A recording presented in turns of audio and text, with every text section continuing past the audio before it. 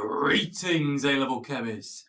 Okay, this is a year 12 question, but I bet it could come up in your year 13 exams as well, okay?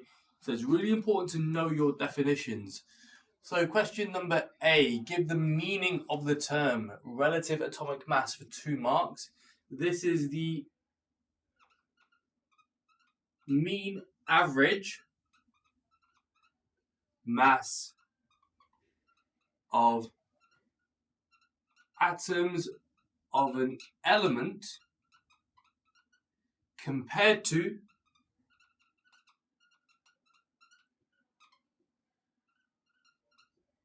to 1/12 the mass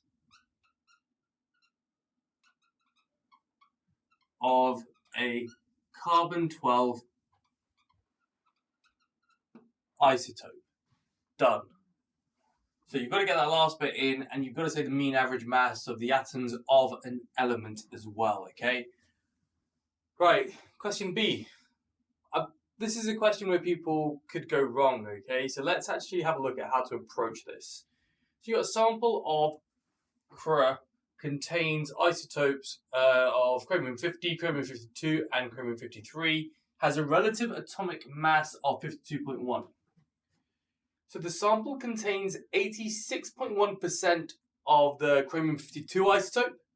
You've got to calculate the abundance of the other 2 isotopes. Nice question. Nice question. I like it.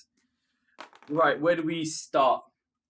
Well, slowly is where we start. Okay, let's write down the information that we have. Okay, so chromium-52, that has a percentage abundance of 86.1. Chromium-50, we don't know. So I'm just going to call it B.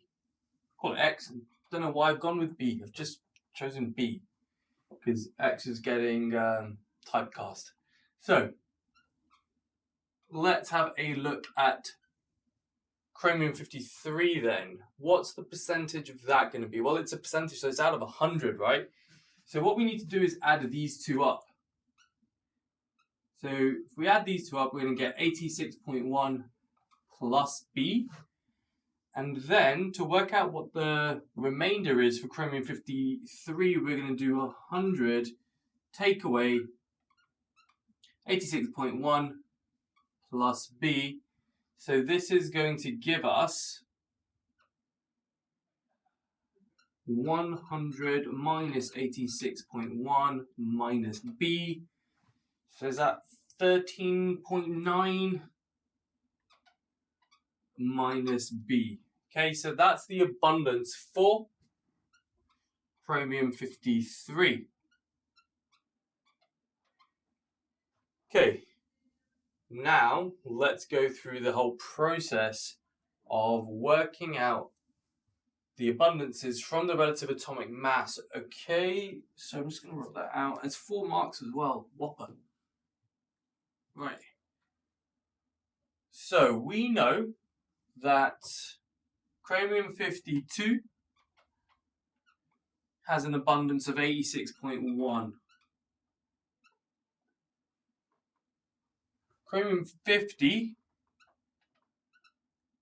has an abundance of B, so 50B. Chromium-53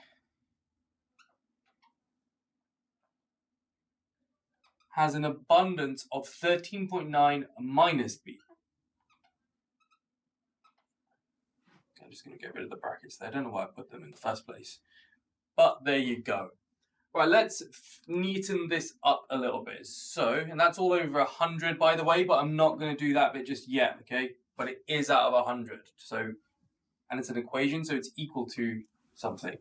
But just bear with me. If you purists out there, I'll do it, and I'll neaten it up in a second. So that's 52.1, okay? So let's multiply 52 by 86.1.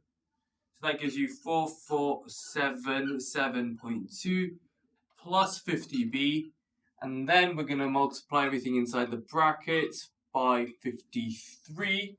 So 13.9 times 53 is 736.7 minus 53b all over 100. And you know what? At this point, let's just multiply by 100 from both sides to give you 5210, okay? Cool. Where do we go next? So we can add these two guys up. So 4477.2 plus 736.7 gives me 5213.9.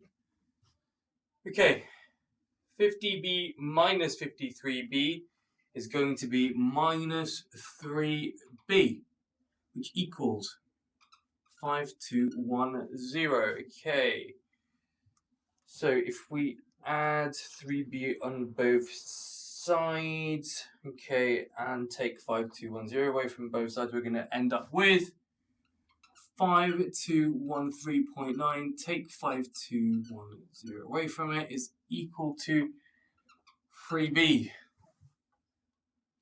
Blimey, minus 5210. That's equal to, I'm going to go up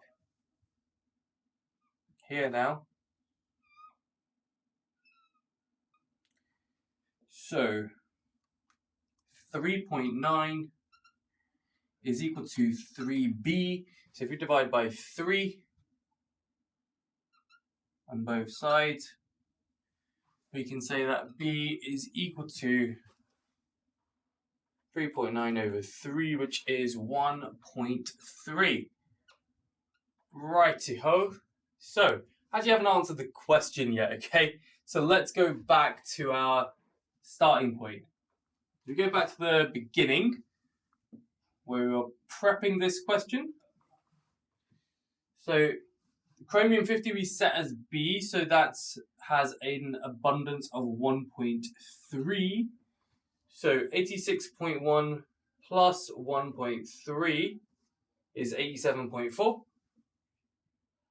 So 100, take away that number, gives me 12.6. And what you can do is just double check that all of that adds up to 100. So 12.6 plus 86.1 plus 1.3 gives me 100. Ta-ta.